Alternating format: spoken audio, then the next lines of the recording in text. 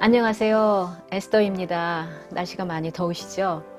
이제 역대하를 지나면서요, 성경 통독의 3분의 2를 끝냈습니다. 저도 여러분들 덕분에 통독도 하고 연구도 하고 그래서 참 좋은 시간을 보내고 있네요. 통독을 계속 하고 싶었지만 여러 가지 사정으로 그러지 못하신 분들이 있다면요, 지금부터라도 함께 하시면 어떨까요? 제가 이번에도 에스라서를 읽으면서 좋은 것을 또 하나 배웠습니다. 에스라 4장에서 6장을 읽으면서요, 왜 동일한 포로 귀환의 어려운 상황과 같은 대적의 회방이 그 조건이 같았는데 왜 4장에서는 성전 건축이 중단됐고 6장에서는 성전 건축이 재개돼서 완성을 했을까, 그런 의문을 갖게 됐습니다. 그런데요, 제가 4장을 잘못 읽었더라고요. 일단 에스라는요 1에서 6장이 그 BC 537년에 귀환한 1차 귀환자들에 의해서 BC 516년에 성전이 완공된 그 역사를 다룹니다. 페르시아의 고레스 칙령으로 돌아온 미약한 공동체는요, 미약하지만 성전 기초도 얼마나 많은 눈물과 또 환호를 지르면서 놓게 되고요, 성민 국가의 재건에 박차를 가하게 됩니다. 그러자 팔레스타인에서 뿌리를 내리고 살고 있었던 사마리아인들이 와서요, 자기들도 성전 건축에 동참하게 해달라고 하는 거예요. 그들은 다신교주의자들이긴 했지만요, 분명히 여호와께 제사를 드리고 있는 오늘날로 말하면 성도들이었습니다. 사마리아 오경이 지금까지도 남아있을 만큼 말씀에도 관심이 대단한 사람들이었죠. 자, 여러분들이라면 이러한 요청에 어떻게 응하시겠어요? 팔레스타인에 기반을 둔 그들과 협력을 하면요, 성전 건축이 얼마나 수월하겠습니까? 나쁜 일을 하자는 것도 아니고 하나님의 일을 함께 하자는데요, 좋은 게 좋은 거 아닙니까? 그런데 수룹바벨과 이스라엘 지도자들은요, 이런 지하에 거절을 합니다. 그러자요, 사마리아인들은 감춰놓았던 발톱을 드러내고 돌변을 하게 되죠. 신앙의 순수성을 지키려는 노력은요, 참 많은 경우에 고난을 불러오지 않습니까? 사실 사마리아 사람들은요, 하나님에 대한 믿음이 중요한 것이 아니라 자신들의 기득권을 잃을까봐 노심초사했던 것입니다. 또한 이스라엘의 회복에 대한 그 질투도 있었겠죠. 그러니까 이스라엘의 지도자들은요, 바로 이러한 동기를 간파한 것이죠. 만약에 그들과 교제를 하면요, 이제 혼합주의에 대한 문을 열어놓게 되고, 그것은 분명히 그 재앙의 근원이 될 터였습니다. 어떻게 나라가 망했고, 어떻게 그 수치스러운 포로 생활을 수십 년을 해왔는데 또다시 그러한 일을 반복하겠습니까? 그러니까 지도자들은 단호할 수밖에 없었죠.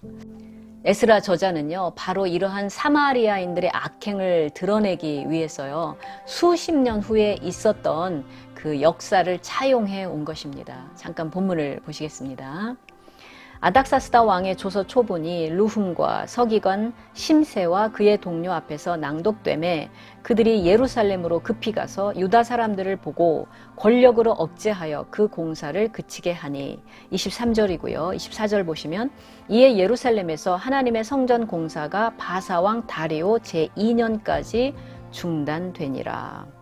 그치게 하니, 이에 이 말로 23절과 24절을 연결해서 번역을 해놓았기 때문에 마치 이 두 절이 같은 사건, 같은 시대를 다루고 있는 것으로 보입니다. 그래서 이 한글 번역만 보면요, 아닥사스다 왕이 다리오 왕의 선임 왕인 것처럼 보여요. 하지만 사실은 그 반대입니다. 이 이야기를 나누기 전에 먼저 아닥사스다는요, 이스라엘 왕들의 역사를 실제로 살펴보니까 이스라엘 왕들은 과거에 바벨론이나 아시리아에 대해서 여러 번 항거를 했었습니다. 또한 다윗 왕이나 솔로몬 왕의 그러한 그 번영을 이스라엘이 다시 되찾는 것을 아닥사스다는 원하지 않았던 것 같습니다. 이 내용들을 이미 아시는 분들도 계시겠지만요, 이 기회에 페르시아 왕들을 정리해 두시면요, 느헤미야와 에스더를 통독하시는데도 많은 도움을 받으실 수가 있습니다.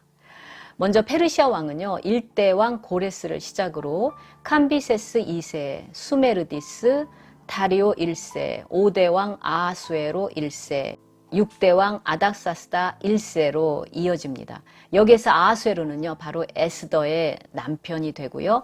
아닥사스다는 느헤미야가 술관원으로 섬겼던 왕입니다. 따라서 23절은요, 6대 왕 아닥사스다 왕 때에 성벽 건축이 사마리아인들의 방해로 중단된 내용에 대한 것이고요. 24절은 4대 왕 다리오 왕 2년까지 성전 건축이 역시 사마리아인들의 방해로 건축이 중단된 그 내용을 다룬 것입니다. 영어 성경에서는 23절, 24절을 다른 문장으로 번역을 했더라고요. 그래서 제가 다시 에스라 4장 7절에서 23절을 찬찬히 읽어보니까 진짜 거기에는 성전이라는 말은 전혀 나오지 않습니다. 대신에 성읍이라는 말로 지금 우리가 생각하고 있는 것이 맞다는 것을 보여주더라고요. 성전은 4대 왕 다리오 왕 2년에 완공이 됩니다. 6대 왕 아닥사스다는요, 느헤미야가 술관원으로 섬겼던 왕으로서요, 처음에는 성벽 건축을 엄금했지만 나중에는 마음을 바꾸어서 도리어 성벽 건축을 전적으로 지원을 합니다. 날씨도 더운데 좀 복잡하시죠? 에스라서의 1차 독자는요, 3차 귀환자들과 예루살렘 그리고 유다 거민입니다. 즉 1, 2차에 귀환했던 선진들이 어떻게 어려움을 겪으면서 성전 건축을 완성했고, 그리고 율법 준수를 통해서 선민 국가의 회복을 위해서 애썼는지를 보여줌으로써 잘한 것은 본받고 못한 것은 개선할 수 있도록 그러한 취지를 가지고 에스라서를 기록했습니다. 그런데 항상 문제가 된 것이 바로 사마리아 이 대적들이었습니다. 그들은 성전 건축이든 성벽 건축이든 100여 년의 시간 동안 너무나 집요하고 그리고 조직적으로 이스라엘을 방해한 것입니다. 그들은 혼합주의자들이었을 뿐 아니라 또 물질주의자들이었습니다. 당시 페르시아의 그 관원이었던 루훔과 심세에게 뇌물을 줘서 자기들의 편으로 끌어당겼죠. 예수님 시대에도 최고의 종교가들이었던 바리새인들이 돈을 얼마나 좋아했습니까? 그때나 지금이나 믿거나 믿지 않거나 참 돈이 최고이고요. 그리고 돈이 주는 그 매력에서 헤어나지 못하는 사람들은 사실 참 많은 것 같습니다. 사마리아인들은요, 또한 정치적인 결탁을 했습니다. 아까 말씀드린 그 관리들에게 뇌물을 줘서요, 공문서를 통해서 정치 권력을 이용해서 성벽 건축을 중단시키는데 대성공을 하게 됩니다. 이때 공권력으로 투입된 군대가요, 어렵게 지어놓은 성벽을 무너뜨리고 또 불태웠던 것을 추정해 볼 수 있습니다. 그러한 소식을 들은 느헤미야가 얼마나 통곡하며 금식하며 가슴을 찢었는지를 느헤미야 1장 초반에서 읽으실 수가 있습니다.